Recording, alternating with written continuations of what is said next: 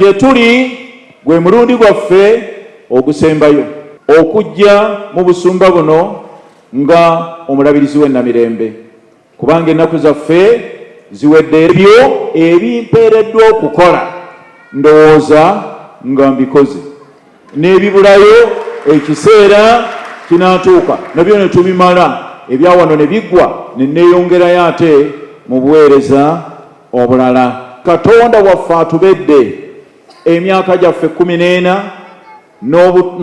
n'emyezi emitono egyeyongeddemu, tumalirize okuweereza kwaffe nga omulabirizi.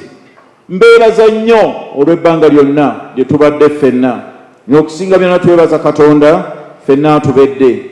Musigale nga musimbiddwa, nga muzimbiddwa era nga munywezebbwa. Ebaza Katonda kubanga fetujja ate ne tweyongerayo n'abalala ne bajja.